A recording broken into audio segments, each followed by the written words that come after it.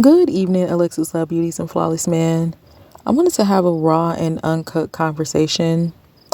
You know how, we want just all of these blessings. We want to be healthy, of course.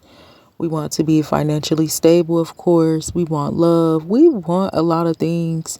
And a lot of these things are destined for us to have. But what we don't realize is that when we read in a word of God and we see how someone was blessed, oftentimes we just discuss that blessing and we don't go back, or we probably weren't taught to go back and read above and, read the last chapter, read in between. And we're always talking about the blessing, but we're never talking about what that person had to go through to get the blessing. It is so easy to be jealous of someone. You may have been born into a jealous family, so it makes it even easier. And then on top of that, you have your own desires that, you're jealous that you can't get.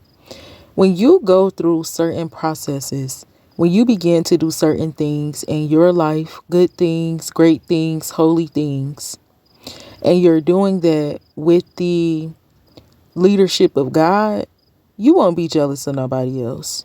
You know, when you begin to do what the Lord is asking you to do, and you receive, what happens is we don't realize what we're going through because we never take the time to stop and realize the pain. Come on, Jesus. Be sure to watch that video when we talked about explain, let it go. Letting it go is you have to grieve. You have to grieve.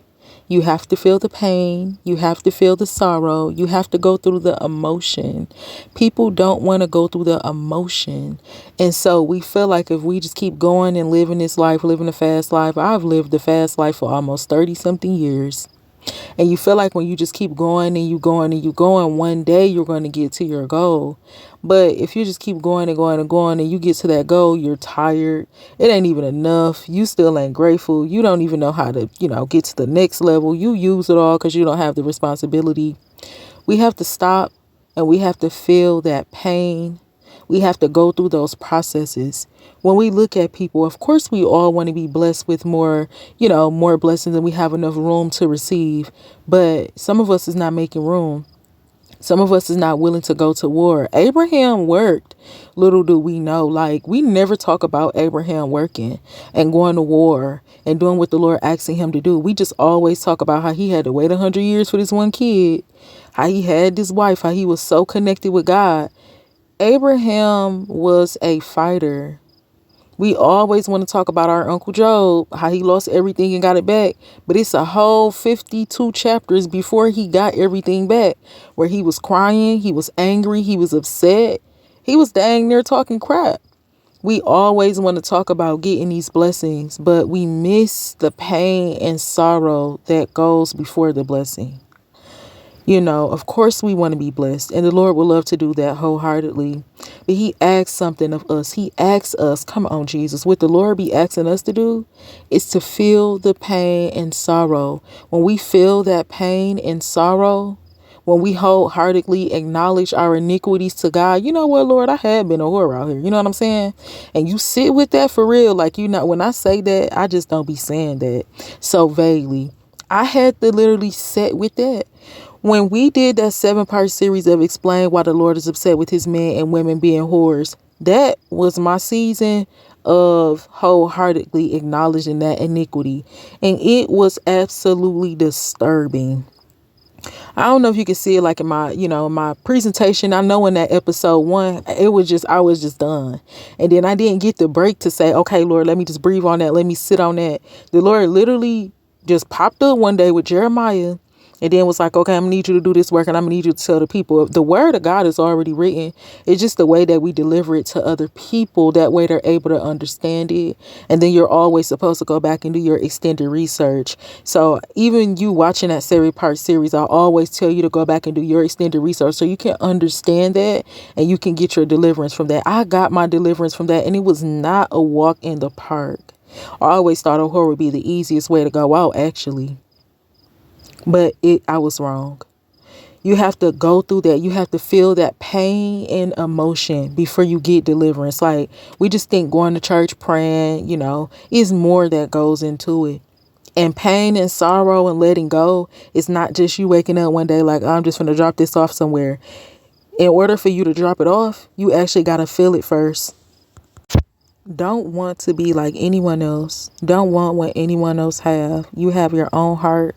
You can let the Lord, let your request be made known unto God.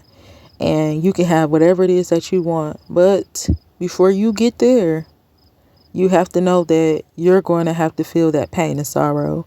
You're going to be tested on whole other levels that just don't even make sense. And when we're reading the Bible, and also know, when you sit with that pain and sorrow and you go through your own personal process, what you are going to realize is that yes, it is working together for your good, because we say that a lot, like, okay, these problems work for my good, they work for my good. If we never really stop and see how they're working, then we'll just be saying that now I understand it because I'm seeing how it's working. But all of these problems do work together for your good. But understand that when you are doing what the Lord asks you to do, although all of the previous problems, all of the previous trials and tribulations, come on, Jesus, all of the previous things that you went through, all of the previous long suffering, it does count. The Lord counts everything. Nothing was in vain. Nothing you did already, nothing you already, told God about, none of that was in vain. But understand, now you're moving to another level to where you want to live in this world, but not be of this world. So now you're going to have to go through more trials and tribulation, more tests, you're going to have to go through different things before you get to the blessing, before you get the desires of your heart. So don't ever be afraid to choose God. Don't ever be afraid to do something new, do something different, to get on a path, to do what the Lord is asking you to do. He's definitely going to cover you. But just know that the enemy doesn't want to let you go. Like, the devil doesn't want to see you happy. He doesn't want to see you healed. He doesn't want to see you happy. He doesn't want to see you financially stable. So when you go against the grain, that's what we call it. Going against the grain, going against the principle, going against the world.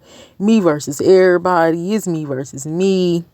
Whatever word we want to call it. When we go against the matrix, when we go against the normal thing, that tradition, when we go against tradition, you have to realize that it's going to come with more tests and more trials and tribulations before you actually get there.